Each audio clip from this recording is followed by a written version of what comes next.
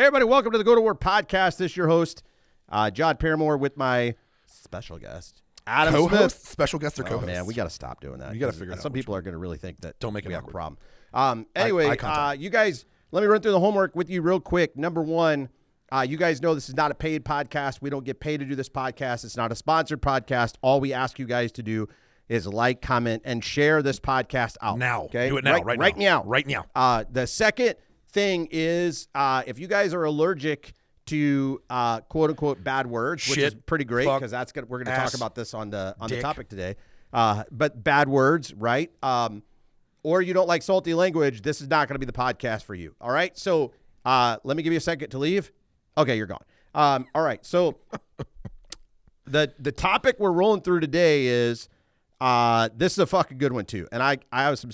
We're both gonna have some stories for you today about this specific thing. But would you rather, or do you want to be right, or do you want to fucking get it right? Oh yeah. Do you want to be right, or do you want to fucking get it right? Right. You want to be right.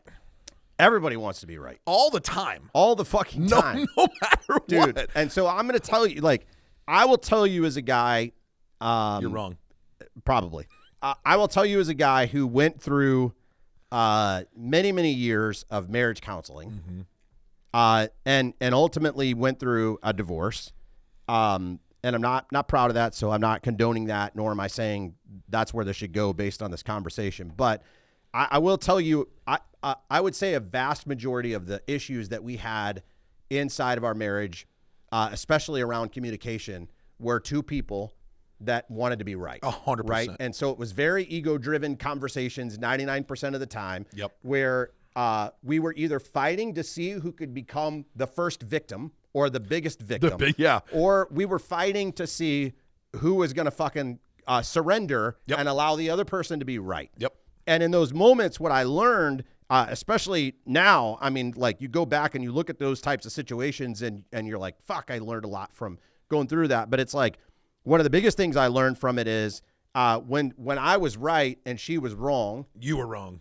I was wrong, but everybody was losing. Everybody lost. Everybody fucking lost in those moments, right? There was nobody going to win. Yep. And at the moment you feel all right. Like you walk out of the room and you're like, I fucking told her. And then in like 10 seconds later, you're like, oh, fuck. Shit. Like, but now I don't get laid tonight because I was fucking now right. It's broke. Now something's broken. Now we're all wrong. So, fuck.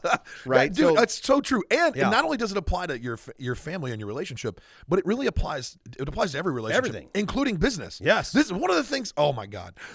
One of the things that I hated the most about toxic leaders, and I will use that term toxic leaders because that's a real thing. One of the things that I hated the most about toxic leadership was when the leader, no matter what, had to be right and take the credit, no matter what. Fucking hate it so much, and I hate. It's the reason why I'm my own boss. I don't want that shit, right? Yeah. The thing that killed me the most was the toxic leaders have to be right. Yeah. And then they take ownership for the answer or ownership for the correct action. And do you want to talk about like shutting down a team's incentive to be successful or shutting down a business partnership? The quickest way to shut down a business partnership is this: hey, dude, you don't know that. I got it. Yeah. Hey, dude, you don't know that. I tried to tell you. You don't know that. Yeah. Hey, dude, like what you're doing is not the right way to do it. Like, you know what, dude? Fuck, we talked about this before, and I'll use the story again because it's real. Conversation with my ex-wife, my first wife. We were cleaning the bathroom. Yeah. And she was like, you have to clean the bathroom with like a rag and some paper towel. And you have to use this here and this here and this here and a sponge and a rag. And then you have to use this particular cleaning product. Well, your and you have to do gay? Why do you always make that voice? Well, I don't get it. Because she's very feminine. I'm trying to be feminine. Like it's hard to be feminine when you're 6'3", 280 pounds. And then I was like, look, hey, what do you want? Do you want you to be right in making this happen, or do you want to get it right and have the end state? Right. What is your fucking desired end state? Right. God damn it, I hate that shit. Right. Yeah, dude, we see it all the time though. Like we talked about this and we talk about this, I think, on almost every podcast, right? We're two fallible fucking people. 100%. And we mess shit up all the time. All the time. Right? And every once in a while we happen to get something in the right direction. Yeah, I'm actually messing shit up right now. We actually, right. We always are going to mess shit up. But the point is, I've done that before, not to the point where I'm like, trying to take credit for someone else's shit, because I don't really, most of the time when somebody gives me credit for something, I'm saying, yeah, but you did the fucking work, right? it's but I have been the person where I knew in the conversation that whatever the employee or whoever was saying was not the right direction to go, right? Like I knew it. Like I knew that when they were going to do that thing, it was going to fucking end poorly. And and at the expense of losing the battle with them, even though I knew I was right, I made a point to say, but here's the point, you're fucking wrong. And this is the right way to do it, right? And I learned a really expensive lesson in that, okay, maybe I was right. Maybe I actually was right and how I was telling them to do it. And you lost. But I lost, and and what I've learned in that from all these years is that it's actually okay to let them go through it and figure it out on their own. Oh, yeah. And learn how to make it right, how to actually do it the right way, and go through the experience of understanding what he was saying was correct. I just and I've actually had people come back to me later, bro. Actually, what you said and hindsight was the right way to do it. Why did you let me go this way? Well, now you know. Now you've learned the lesson, and now you know. Right? You got to burn your hand on the stove to know that you can't put your hand on the stove. Oh my God, again. Yeah, like right.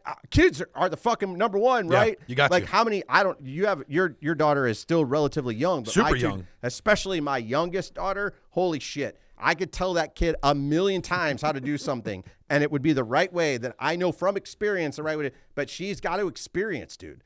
She's literally the kid that's like, yeah, Dad, I know that's a fucking light socket. I know that's a fucking plug. Yep. I'm just going to go see what it feels like to put the fucking fork in. Exactly. Right? I understand that completely and identify with that completely because that's how I grew up. Yeah, same. My dad did everything he could to try and protect me from myself as an epic failure. Yeah. You know, like it was whatever dumb shit I could do to do dumb shit because I was a kid and wanted to do dumb shit. Yeah. But what's even crazier right now is I'm hearing even in this conversation the term of I know that I was right. I know that I'm right. It's all the time. All the time. It's no matter it's what not all the time us knowing that we're right. It's all the time playing the fucking story. That's what I'm saying. That's exactly. Yeah. Like that story never goes away, right? Never. Like, oh, I know that the way that I want this done is the right way because in the past it's worked for me. So I'm definitely going to stop them from doing a thing the way that they think that they want to do it because I know that my way definitely works and their way's probably wrong. There's not always one way.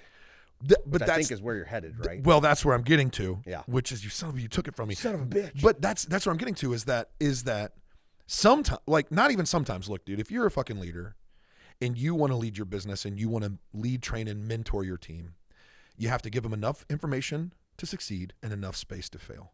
And if they want to take action, do it. Like, hey, dude, take action. Just know what your limit of advance is. As the owner, as the CEO, as the leader, know what the limit of advance is. By that, I mean this. What are you willing to lose in order for your team to learn? Right?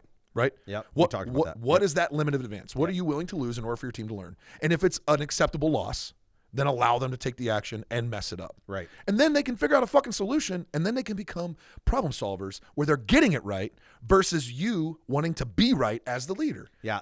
So what's the right way to ride a bicycle? Yes. That's exactly what you're saying, right? And I've seen people ride it without a seat on it, just the seat post. That was weird. Okay. That was awkward. That was a very awkward experience. We need a soundboard so we can I could just actually have a car accident sound happening on this podcast. But it's the reality is there is no one way to fucking ride a bike. Yeah. My way might be different than your way. Yeah. Right? When I was 4 years old, I learned how to ride a bike without fucking training wheels. And I remember my parents saying, your brothers and sisters, I had an older brother and older sister at the time.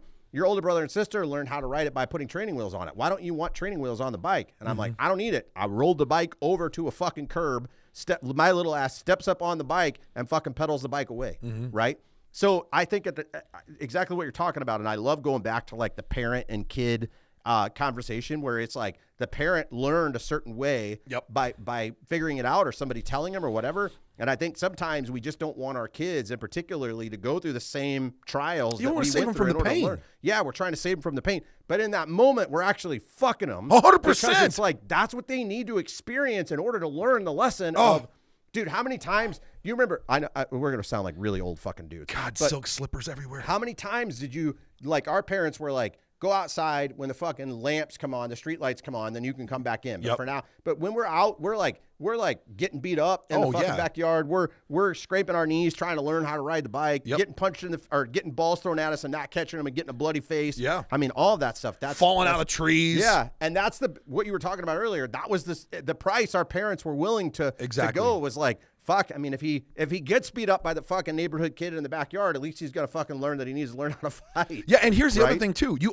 like modern employers have to recognize what the modern generation and modern workforce looks like. Yeah. It's shifted. It's changed. It's 100%. it's not who we were when we were growing up. Yep. It's not the generation of us or the generation before us or the generation before them or the generation before them. It's not it's not a long laundry list of generations where there's a recognition of being uncomfortable and living in discomfort and seeking that place and recognizing that like I got to fucking grind my ass off to create success. Modern generation of the workforce they don't function and operate that way. Sure. They were born have a lot of things we didn't. Oh, dude, think of access to technology at a level and an exponential rate. The last two generations that are born were born in the greatest advancement of technology in the history of mankind, right? Exponential growth of tech. We've seen it firsthand. Yeah. So I grew up in the generation where we were coming out of Atari. Right? Yeah. That was the thing for us. We were coming out of Atari. Badass, it was pretty legit, especially you could play like Excite Bike and shit. That was fun. Exactly. But that was the transition, right? It was still back when we had, and this is, and there's guys that are older than me that were like, oh, I remember we listened to radios, and that's all we had. And then they came out with the black and white television, and the black and white television was amazing. And then all you newfangled youngins, whippersnappers, got the color TV with the 3 channels, and we only had the 1 channel on black and white TV. Hey, I get it, but there's a reality to that. When I was your age, I had to get up and turn the channel. Yeah, when I was your age, I was the remote control. Like that, but the reality, that is real, right? And I think modern employers and modern businessmen need to recognize that because that's real, there's a different process. Yeah. And there's different incentivization techniques that get played into that game. But the premise is still the same. Enough information to succeed and enough space to fail, and don't have to be right. Right. Focus on getting it right. That's right. What is the focus? Is it the target or the process? The target and the focus is being right. I'm right. I'm right. You're wrong. Okay. I just want to get it right. That's all I want. That's it. That's all I want. Yeah, and I think it applies to so many different things, right? Because at the end of the day, when we look at our businesses in particularly, do we really give a fuck if we? I mean, I'm just speaking out of. You could say whatever you need to say, but I don't really give a shit at the end of the day if I'm doing it the right way or not. What I want is the result. That's it, right? That's it. That's all what it comes down to. So it's like, I mean. I guess I could prove the point and just be right, but if it doesn't fucking get me the result, then was it right to begin? It's ridiculous at that point, right? I just want to get it right to the point where it converts. Yep. Whatever it is that I'm creating, where it converts and gives me the result that I desire. Yeah. That's what it is, right? I mean, it's like I don't care. Like, really look at this, how this applies, right? So in the world of health and fitness, if you look at, especially on social media, all the ads being there's always these health and fitness guru people that are like, hey, my way is the right way to help you lose fucking 10 pounds. Yeah. My way is the right way to help you do this. Hey, you struggle with trying to figure out your macros and eating. Fuck it. I got a diet where you can eat whatever you want, and it's the right way. Yeah. Look, we're all I get it, man. There might be like several different types of bodies and whatever, but the way that we're all made is different. Yep. Right? So it's like, just because I can eat a certain way and do a certain thing doesn't necessarily mean it's going to net the same fucking result. Right. Right. And the other piece on that too is like, okay, so using that as a point of reference, there's this thing called adult learning theory. Yeah. Right. And adult learning theory is the theory around how adults learn, receive, and retain and apply new information, right? Okay. And so if you think about adult learning theory and the concepts behind it, really what we're talking about is that as an adult, you already know how you want to learn. Subconsciously, you already know how you want to learn. Yes. And so trying to, when they say you can't teach an old dog new tricks, that's not definitively true. If we reference human beings, you can't teach an old person new tricks because you're probably delivering it in a way that's not conducive for them to receive, retain, and apply. Correct. So if we want to get it right and not be right, then we have to recognize that there's a multitude of different ways for us to deliver information. So let's say, for example, I'm teaching law enforcement officers, right? They're all adults. Well, I mean, they're all adult in age. Most of them are fucking children. Right. I'm still a child. I get it, right? But the piece of that is that when I'm teaching these guys, there's this concept of see, hear, say, do, right? I want them to see what I'm doing and read what I'm doing. Yep. I want them to hear what I'm saying because I want to deliver it across multiple methods. Yep. I want them to repeat it back to me because I want to know that they retained it. And then I want them to practically apply it. Mm-hmm. So if I use this method of application, then I get to deliver information across a broad spectrum of modalities. There's a big word for you. Mm-hmm. And I know because I'm getting that return from them that they're receiving, retaining, and applying the information. Now, if I wanted to be right, then I would say, it's on the board, read it, and now we're going to go fucking do it. And if you can't do it, you're wrong. At the end of the day, what have I achieved? Yeah, I was right. The information on the board was correct information, right? It's the method. It's my method, which is the method. Right. And there is no other method that's viable. So you're going to read my method from the board, and you're going to go fucking do my method because it's the method, and it's the only method, and that's what you're going to do. Right. Cool. I put myself in a position to be right, but ultimately, did I achieve the desired end state? Yeah. And the answer is fucking no. Well, it's kind of like inside of the business, right? Like inside of the business that I have inside of Smash. That's the reason why I have several different coaches that know, like, because we can all look at the same thing and have our own ways to get there. Yep. Right. And I like to take the sum total of all the parts and say, okay, that's a really good idea. That's a really good idea. That's a really good idea. If we put them all together, can we actually create and achieve the target? And that's what we did on ODAs. Yeah. On A-teams, we did the same thing.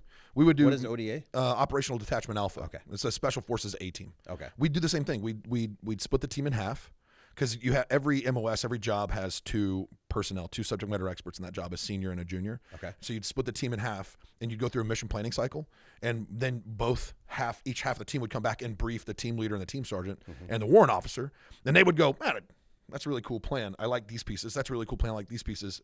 Let's put them together and create a better plan. Yeah. Because of that exact I like reason. that. I know, we both know the guy, Andy Frisilla. He lives in the power of twos, which he might have gotten from that very thing, what you're talking about, the senior and the junior, because every single leadership position that he has inside of the company, inside of First Form, they've got two people in those spaces, right? Makes sense. It typically is a leader and a junior where they break those things up and continue to look at things like that, which likely supplies a lot of their rapid growth, right? Probably, yeah. I mean, that's the reason why we did it, was a multitude of, because we wanted to get it right, not be right. Right. And in the process of doing that, we recognized if we want to be force multipliers, which in a business and as a CEO and as a leader, you want to become a force multiplier yourself. Yeah. And so if we want to become force multipliers, then there'd be times when we'd have to do what's called split team operations.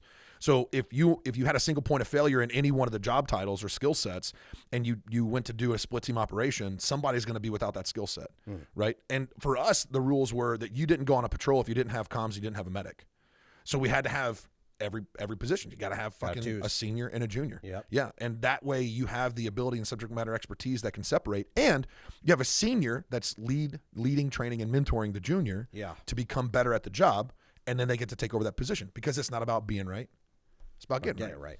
Yeah. So I think that's a big deal, like for all of you guys who are listening to this, that you understand there's going to be times where, like we were talking about earlier, where you feel like and know that the way that you've seen it done, or the way that you know it needs to be done, is the right way. But again, you're going to have to just chill and understand that there's a possibility that someone else on your squad knows how to do it different, or there's somebody in the world, right? So we've done a lot of trainings and with on different levels and whatever the case may be. But there's still even moments where I'm in like a seminar, or I'm teaching a specific topic, or we might be actually having one of our events or whatever, and I'll know that the way that I've done things over time has actually worked. But then I hear somebody that's actually in the attending space go, but we actually do it this way. And I'm like, does it work? Does it achieve X, Y, and Z result? Oh, it actually achieves X better than Y. And I'm like, fuck, I'm open. Yeah. I'll even tell me about it, right? Yeah. Like, tell me how it works, right? Yep. There's been plenty of times where I've walked into big ass companies, and the leaders on the, especially the top, have figured out ways to do it over time that I wouldn't even have ever looked at, right? But I think that's the key, is we got to be at all times willing to say, okay, if somebody on my team knows how to do it a different way that's going to achieve the result quicker or more efficiently, more effectively, I have to fucking be open to it. Yeah. Yeah, that's exactly right. And that is right. That's not wrong. And it's, of course it is. And if we look at the concept of right and wrong, and we say that idea, of course it is, because you fucking said it. There it is. But if you think about, okay, yeah, that is right, that's not wrong. In reality, it's not about the right and wrong. It's still about getting it right. Right. So when I say right, I'm actually saying I agree. Right. Like, I agree with you. That's correct. Oh, fucking God dang it, I hate that shit. That's correct. Fucking weird-ass Missourians. That's correct. That's correct. I know it's correct. It's the reason why I fucking said it. Right. Which is right and wrong. Which is right and wrong. Yeah. But that is, I mean, fuck, man, if you think about, If you think about the power of the perspective shift, if you can put your ego on the shelf long enough to hear the possibility of a different way, and then apply the different way to see if it works. Whew, new tool. I teach shooting, obviously, and I teach tactics. Been part of that. The thing that I enjoy. One of the things that I say is start every one of my courses off with a briefing, and a briefing usually includes that I'm not politically correct and some other shit that I say. And that also includes if you touch the trigger and I don't tell you to touch the trigger, I'll punch you in the dick. I'll punch you in the dick. Legitimately. Yeah. But the other piece too is this, guys. Look, this is the way that I know how to do this, and that has been effective for me. In my experience. So I learned some shit. I applied some shit. I got some experience in the application of shit. I modified some shit to make it better for me. Yep. And I found that the modified shit that I learned off the beginning, right, after application and new application, really fucking works well. Mm-hmm. Okay, got it. So this is my experience. This works really well for me. Now that you're here in my course, I'm not telling you that this is the way, telling you that this is my way. Right. And so what I want you to do is while you're here is I want you to apply my way as best as possible.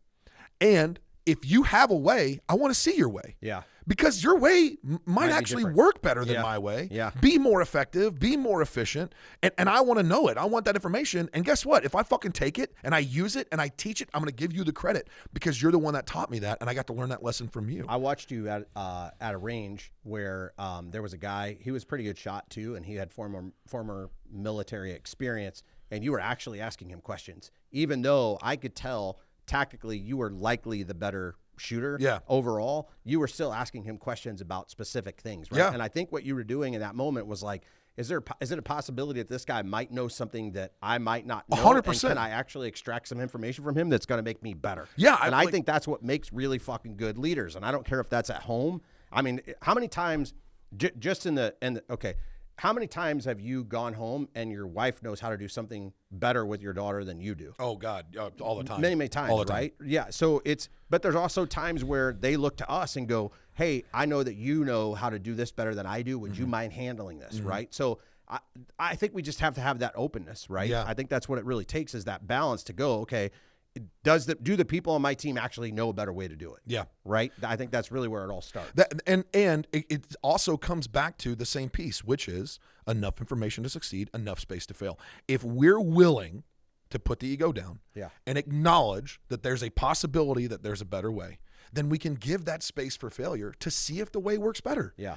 And just understand your limit of advance. I think you could even, I don't want to open this can completely up and the limited amount of time that we have left on this podcast, but I think you could even apply this to like today's world and society and like all the shit going on in society, because how many times have you and I gotten into arguments with people, and we'll call them discussions. We'll call them moderately heated discussions. You know what? I would like to say impassioned conversations. That's great. So I would say where they believed in their mind that what they saw or perceived 100%. Or interpreted was correct. Yes. And we believe in our mind that what we saw, perceived, and interpreted was correct, right? In reality, most of us, as it specifically relates to like behind the scenes political shit, don't 100% fucking know what's going on. Right. And that's the cognitive dissonance that has been the word's been thrown around, is we want to know, right? So some of us will legitimately manifest a fucking story around a little bit of data and then believe it and fucking know it to be right when it's not fucking completely right. That's human psychology. That's 100%. And human psychology does that regardless of what it is. And human psychology is all about, and this is going to sound fucking crazy because it ties into what we're talking about, but it's all about protecting the ego, the self. Yeah. Right? And so if we're constantly trying to protect ourselves, and the mind and the ego is constantly trying to protect ourselves from pain or suffering or hurt or trauma or whatever it looks like, then when we have missing pieces of information or we're operating inside of information vacuum, we're going to create the connection. Correct. We're going to close the fucking gaps. Correct. And 9 times out of 10, when we close the gaps and we try and make point A to point Z connect, and we're missing everything in between, it's going to be a belief of the worst case scenario because it presents an opportunity for the brain to prepare itself to be hurt. Right. So that's what the human psyche does. And how many times have you been in situations where you've told yourself it's going to be one way, and then something is like 180 degrees different. Oh yeah. And you're just like, fuck, I did not believe that shit was going to happen. See that coming. I fucking cannot believe that just happened. Did that just happen right in front of me? Really? Holy deja fuck. vu. Yeah. and I think that's the danger of taking those situations, specifically as it relates to what's going on in society today, and trying to close that loop. Because then when the completely unexpected shows up, you respond in a state of shock because you're like, that's night and day different than what I was led to believe that it even was. And that's the piece. And what ends up happening there is that it becomes unfathomable, right? Yeah, we actually we can't believe that what's being said is the truth because we've convinced ourselves on the lack of information that what we believe is 100% right. Yeah. And then that leads us down the path of, and this is modern society 101. Modern society is emotional reaction, not logical response. Yeah. And because it's all emotion based, and because politics like to wield the right and wrong card all the time, and because they manipulate the human psyche in such a way to generate tribalism and emotional reactions, we become to this point where, as a people, like that's what we do. Yeah. We just emotionally react to everything. And I will tell you, and I mean, I'm sure you've got stories too, but I have this nasty scar on my left wrist. Right. And I actually cut my artery in my left wrist and had to have it surgically cut off from my arm. So I only have one artery left in my left arm. But I remember this happened on a Christmas. We got a new treadmill and I was unboxing the treadmill. And I remember one of my kids saying, Dad, should you be using, like they were making a joke, but I had gotten a brand new fucking pocket knife. Oh. And it was brand new. Like I had gotten it for, sharp. Dude, it's mega sharp. Yeah. Right? And I remember one of my kids asking, like, Dad, do you know what you're doing? Like being a smart ass kid. And I'm like, I've fucking unboxed a few treadmills in my day, right? Or unboxed some shit with a pocket knife in my day, right? Yeah. And sure as shit, not a minute later, it slips off the fucking strap and goes right into my arm. The unfathomable immediately happens and there's blood everywhere. Oh yeah. Right? Oh, so then in that moment, it didn't fucking like, I went from like being right, I know how to fucking whatever, to immediately being in this place of full surrender, right? Of full surrender to like, someone just needs to make it right. You know what I mean? You know, and dude, it's a scary fucking moment. But I think that's what happens when we're in that space is like the unfathomable occurs and then we respond in like shock. Yeah. We're And like, disbelief, shock and disbelief. Yeah. Yeah, that's right on the money. And I think what's interesting is that if we as leaders can put ourselves in a position where we don't have the emotional reaction, we can stay in a place where our ego doesn't take the precedent, and we're able to stay sort of in that stoic space, right? And we can have that logical response, that we're going to be better prepared and better able when that unfathomable happens. Exactly. Yeah. And when chaos erupts in life, rather than trying to be right about, well, I fucking told you so. This is another thing I fucking hate. I know we don't have a whole lot of time, but I'm going to put this out there. Yeah. This is one of the things I hate the most. Well, I fucking told you so. Or like, oh, well, whose fault is it? Who fucking cares whose fault it is? Oh, well, hey, that Facebook ad didn't work out very well, or that email didn't go out very well, or that client's not very happy. Well, whose fault is it? Who fucking cares? Who cares whose fault? How about this? How about you solve the fucking problem and then identify the disconnect, and you as a leader, this fires me up. You as a leader recognize that it's very fucking likely that you have not communicated clearly the expectation or the standard to your team to give them enough information to succeed, and now you're going to demand that they show up and then try and place fucking blame on anybody other than yourself. Go fuck yourself. Yeah, because the reality is everything comes back up to us. Every time. You have to own it. You do. Like somewhere in the chain, whether I did it or whether someone else did it, or there was a disconnect that I needed to pay attention to and didn't. And it doesn't matter. Who fucking cares whose fault it is? Right. It becomes like, how do we correct it? That's it. Yeah. Fix the problem. Look, this is what being right and wrong, this is what it does to a business. It alienates the employees. It alienates the team members. It completely shifts the energy from creation into protection. Yes. And every single person sits in their little fucking cubicle or in their little hole, does exactly what they're supposed to do, nothing more, nothing less. They don't take initiative. They're not trying to solve problems because they're so fucking scared of doing it wrong that if they get it wrong, the ego, the leader who's in the fucking right all the time is going to come down and cut their fucking head off. It fires me up so much because it completely disenfranchises the individual to create success, not live for themselves, for the business. If you want to be a good fucking leader, if you want to just be a good human being in general, recognize that you don't have to be right, that you're working to get it right. And if we as a fucking people could have a conversation with one another and recognize that, hey, you know what? I disagree with what you have to say. I disagree with your position. And I understand that that's your perspective and that's your position. So how about this? How about we find a middle ground? What can we agree on? What's the space that we can agree on? Let's start there, because I don't want to be right. I want to get this right. And if we can find common ground and common connection, and you're not trying to cut my fucking head off because I disagree with you or because I got it wrong and I'm not trying to do the same thing to you, think about the fucking success we could create. Dude, that shit fires me up so much. I fucking hate that shit. Stop trying to find fault. Fix the fucking problem.